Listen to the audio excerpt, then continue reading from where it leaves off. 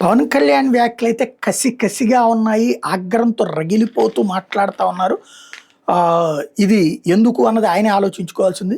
నన్ను విమర్శించే కాపు నాయకులకు 12 ఏళ్ల తర్వాత సమాధానం చెప్తున్నా. నన్ను కులపరంగా తిట్టింది చాలు. మా భావజాలం నచ్చితే మద్దతు తెలపండి. లేకపోతే మౌనంగా ఉండండి. నేను కులం కోసం రాజకీయాల్లోకి రాలేదు.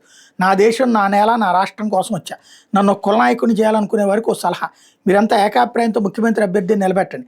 మీ వెనక ఉన్న కుల నాయకుల సాయంతో సీఎం అయిపోండి అని జనసేన అధినేత పవన్ కళ్యాణ్ తన నిత్యం విమర్శించే వాళ్ళకి ఘాటు బదులిచ్చారు. మాట్లాడితే వంగవీటి రంగాన్ని తీసుకొస్తారు. ఆయన సతీమణి కమ్మ, వాళ్ళ బిడ్డలు 2 వర్గాలకు చెందిన వాళ్ళు అవుతారు. అది ఎవరూ చూడరు. నేను ఎప్పుడు కుల ప్రస్తావన తీసుకురాలేదు. కులం అనేది సామాజిక సత్యం, దాన్ని గౌరవిస్తాం. ఎంతకాలం మీరంతా విమర్శిస్తారు? మీ చిట్టాలు విప్పాలని ఘాటుగా ప్రశ్నించారు. రాజమహేంద్రవరం పర్యటనలో భాగంగా పవన్ కళ్యాణ్ మంగళవారం రాత్రి జిల్లా జనసేన శాసకులతో ఆత్మీయ సమావేశం నిర్వహించారు. కులాలు మతాలు దాటి మాట్లాడుతుంటే తగ్గి విసుగొచ్చిందని, పనికిరాని విశ్లేషణలు విమర్శలు చేస్తే బలంగా సమాధానం ఇస్తానని హెచ్చరించారు.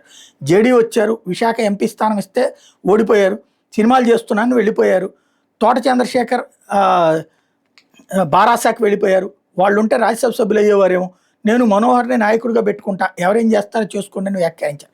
కులాల గురించి ఎవరైనా మాట్లాడితే సామాజిక మాధ్యమం వేదికగా ఘాటుగా స్పందించాలని సాధకులకి ఆదేశించారు.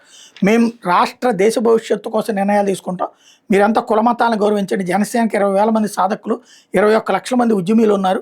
పార్టీ కేంద్ర కార్యాలయం నుంచి వచ్చే సందేశాల మీద వెంటనే స్పందించండి. మీ 20,000 మంది గొంతెత్తితే 5 కోట్ల మందికి నడిపే యంత్రాంగం భయపడాలని సాధకులు పిలుపునిచ్చారు. సమాజంలో మార్పు కోసం ప్రయత్నించానే తప్ప ముఖ్యమంత్రి అవ్వాలనుకుంటే వేరే వ్యూహం ఉండేదేమో అని వ్యాఖ్యానించారు. గుర్తింపు పొందాలని కొందరు ప్రముఖులు విశ్లేషణలు చేస్తుంటారు. ఆయన పొరపాటు మాట్లాడడం, అరెస్ట్ చేస్తామంటే వద్దని సూచించాను. మనోళ్ళు కేసులు పెడితే వద్దని వదిలేయమని చెప్పానని పవన్ కళ్యాణ్ వివరించారు. ఎన్నో ఏళ్ళు కష్టపడి పార్టీని నిలబెట్టాం, ఎమ్మెల్యేలను చేశాం. మీ వ్యక్తిగత ప్రవర్తన వల్ల పార్టీని దిగజార్చొద్దని ఇద్దరికి నమస్కారం పెట్టి చెప్పానని అన్నారు అంటూ మొన్న ఎమ్మెల్యేలకు సమస్య చెప్పుకొచ్చారు.